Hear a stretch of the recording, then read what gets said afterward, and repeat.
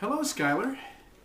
I'm sorry it took so long for me to get this on YouTube, but now we're both on the internet, and I wanted to talk to you about some of the things we covered in our first lesson.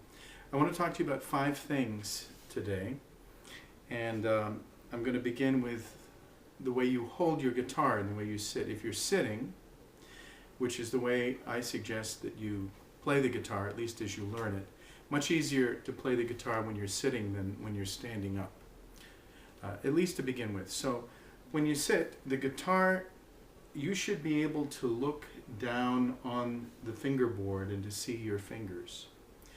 Now, what you shouldn't do is have your guitar tilted this way. Now, I know it's easier. I think I saw you doing that when we were together. It's easier to see your fingers, but it's much harder to play the chords. So your guitar shouldn't be tilted like this, even though it's easier to see your fingers. It should be straight up and down like that. And then you're just going to have to bend over to make sure you can see your fingers and they're in the right place. That will make it easier for your hand to get to the chords and your fingers to get to the chords. And I looked at you, and you seem to be holding the guitar exactly the right way. The only thing is, don't tilt it like that. Make sure it's straight up and down. Now, the next important thing are your fingers. And sometimes, especially girls, have longer fingernails, and that gets to be a problem on your left hand when you're trying to play chords. I notice you don't, and your mom says you bite your nails, and that works out pretty well, at least for playing the guitar. So as long as your nails are short, you're not going to have a problem. But the other thing I wanted to mention about your left hand and using your fingers is to make sure when you put your finger on a string that it is straight up and down like that. That it's straight up and down on the string like that. Especially when you begin, the tendency is to kind of bend your fingers like that. And the problem with that is that you might cause one string to sound out, but if your finger isn't straight up and down, it's going to be resting on the next string right next door to it, and it will cause that string not to sound out. So you really have to make sure you use the very tip of your finger to push down on the string, and that your finger is straight up and down, just like that. Okay? Tip of your finger, straight up and down.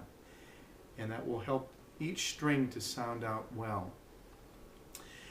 Now, at first, that's going to make the tips of your fingers very sore. It will only last for a while, and maybe you've been playing it enough already so that your fingers have begun to form a callus on the very tips.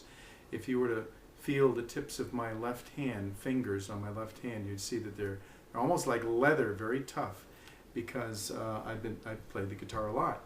So as you play it, it won't be so painful. But I'm just warning you, it's going to be a little sore to begin with. So keep in mind to have your fingers straight up and down and use the very tip of your finger to press the string. Now, tuning, we went over that, and that's going to be the hardest thing to begin with to learn, and maybe the most boring thing too. But you have a book, and it shows you how to do it, and you know that you always start with the 6th string. You have to find the E note, and your mother says that you have an electronic tuner, so you can always get that E, and you have to start there. You start with your 6th string, and then as the book tells you, you go up to the 5th fret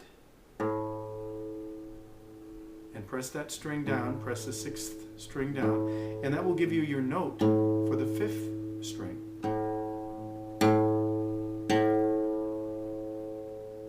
And then you do the same with the 5th string. You go down to the 5th fret, press it down, and that's the note for your 4th string.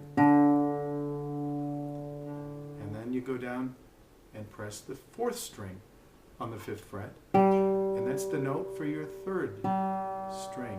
And my 3rd string's a little bit off, so I'm going to raise it up a little bit.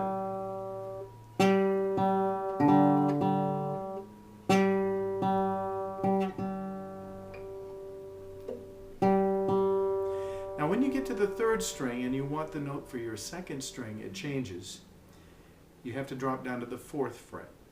And so you press down on the 4th fret, your 3rd string, and there's the note for your 2nd string.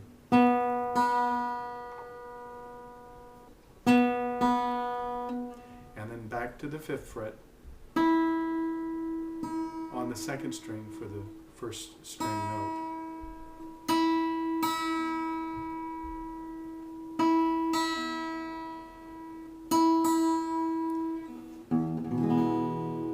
That turned out pretty well. So if you do that right,